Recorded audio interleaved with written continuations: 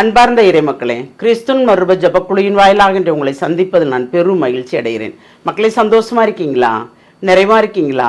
மகிழ்ச்சியா இருக்கீங்களா? மன அமைதியா இருக்கீங்களா? மக்களே, ஒவ்வொரு நாளும் மகிழ்ச்சி தருவது நம்மை இந்த உலகை காண செய்ததான் மகிழ்ச்சி இல்லையா? நாம் படித்திருக்கிறோம். நமக்கு என்ன நடக்குது என்று யாருக்காவது தெரியுமா? தெரியாது. ஆனால் இறைவனுக்கு தெரியும். அவர் நம்ம அதிகாலையில் நம்மளை தட்டி எழுப்பி இன்று நாளை நீ காணு என்று சொல்லுகிறார். அதுவே ஒரு மகிழ்ச்சி தானே. அதுவே நமக்கு ஒரு பெரிய ஆசீர்வாதம் தானே இல்லையா? இன்றவர் நமக்கு என்ன இறை செய்தி தருகிறார் பார்ப்போமா? இறைவாக்கினர் எசையா எழுதிய நூல் அதிகாரம் 65 இறை வார்த்தை 17 19 முடிய. இதோ புதிய விண்ணுலகையும் புதிய மண்ணுலகையும் படைக்கிறேன். முந்தியவை நினைத்து பார்க்கப்படுவதில்லை, மனதில் எழுவதும் இல்லை. நான் படைத்தவற்றில் நீங்கள் என்றென்றும் மகிழ்ந்து கலிகூறுங்கள். இதோ நாம் எருசலேமை மகிழ்ச்சிக்குரியதாகவும் அதன் மக்களை பூரிப்பவர்களாகவும் படைக்கிறேன். நானும் எருசலேமை முன்னிட்டு மகிழ்ச்சி அடைவேன், என் மக்களை குறித்து பூரிப்படைவேன். இனி அங்கே அழுகையும் கூக்குரலும் ஒருபோதும் கேட்கப்படா. Praise the Lord. ஏனென்றால் நம்மளை குறித்து அவர் மகிழ்ச்சி அடைகிறார். இனி நமக்கு அழுகையோ கூக்குரலோ எதுவுமே இல்லை. ஏனென்றால் புதிய விண்ணுலகையும் மண்ணுலகையும் அவர் படைக்கிறார். எல்லாமே புதிதாக படைக்கிறார். நாம் இதுவரைக்கும் பட்ட துன்பங்கள், நாம் செய்த குற்றங்கள் குறைகள் அனைத்தையும் தூக்கி வீசுகிறார். பழையது எதுவுமே நினைக்கப்படுவது இல்லை இல்லையா? அப்ப அனைத்தையும் களைந்து விட்டு புதிதாக ஒன்றை நமக்கு தருகிறார். புதிதான இதயம் இல்லையா? கரைத்திரையற்ற இதயத்தை கொண்டு அவரோடு நாம் நிறைந்து வாழும்போது எல்லாமே நிறைவாக இருக்கும். போதும் என்ற மனம்தான் அனைத்தையும் நிறைவு செய்யும். அந்த போதும் என்ற மனம் நமக்குள் இருக்கிறதா? நம்மை நாமே ஆராய்ந்து பார்த்திருக்கிறோமா?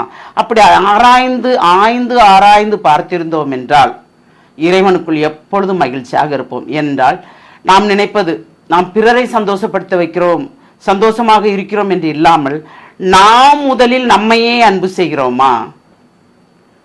என்னைக்கு அதை சிந்திச்சிருக்கீங்களா? என்னை நான் அன்பு செய்கிறேன், என்னையே நான் அன்பு செய்கிறேனா? இல்லை என் மீது எனக்கு வெறுப்பாக இருக்கிறதா? இல்லை என் மீது எனக்கு கோபமாக இருக்கிறதா? நான் ஏன் பிறந்தேன் என்ற ஒரு கேள்வியோடு இருக்கிறேனா? இப்படி சிந்தித்து பார்த்திருக்கிறீர்கள்? அப்படிதானே?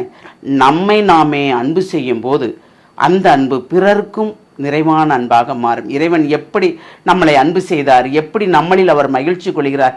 எருசலேமை முன்னிட்டு நான் மகிழ்ச்சி அடைவேன், என் மக்களை குறித்து பூரிப்படைவேன். அப்போ அவர் நம்மளை குறித்து கண்டிப்பாக பூரிப்படைகிறார். ஏனென்றால் நான் படைப்பனவற்றில் நீங்கள் என்றென்று மகிழ்ந்து களி கூறுங்கள். அவர் படைத்தது எல்லாமே நமக்கு தான், எல்லாமே இல்லையா? நமக்கு எது எது தேவை என்பது இறைவனுக்கு தெரியும். அந்த தேவையானதை அவர் தருவார்.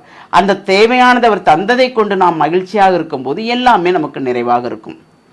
தந்தது போதாது என்று சொல்லும் போதுதான் நாம் ஓட்ட பாத்திரமாக இருக்கிறோம். எதை பெற்றாலும் நமக்கு நிறையாததாக இருக்கிறது. சிறிதளவே பெற்றாலும் எவ்வளவு நிறைவு என்று நாம் உணர்கிறோமோ, இதை தந்ததே பெரிய காரியம் ஆண்டவரே என்று நாம் நினைக்கிறோமோ, அப்போது நமக்குள் அது ஒரு நிறைவை தருகிறது. அந்த நிறைவை கேட்போமா? எல்லாம் வல்ல இறைவா, ஆண்டவரே, நீர் படைத்தவற்றில் அனைத்துமே புதுமையானது, எல்லாமே எங்களுக்காகவே படைத்தீர். ஆனால் நாங்கள் கண்ணும் கருத்துமாக காத்தோம், பாதுகாத்தோம். ஆண்டவரே, அது எங்களுக்கே தெரியவில்லைப்பா. ஆனால் இனிமேல் ஒவ்வொரு நொடிப்பொழுது நீர் கொடுக்கின்ற இறை வார்த்தையின் மூலம் நாங்கள் வாழ்ந்து காட்டும்படி நீர் எங்களை ஆசீர்வதிக்க வேண்டும். எப்பொழுதும் நிறைவுள்ள மக்களாக நாங்கள் வாழும்படி நீர் ஆசீர்வதிக்க போகிற அந்த கிருபைக்கு நன்றி கூறி எங்களை முழுமையாக உடைய இரக்கத்துக்குள் ஒப்புக் கொடுக்கிறோம். ஜெபங்கேக்கும் நல்ல பிதாவே. ஆமேன், ஆமேன், ஆமேன்.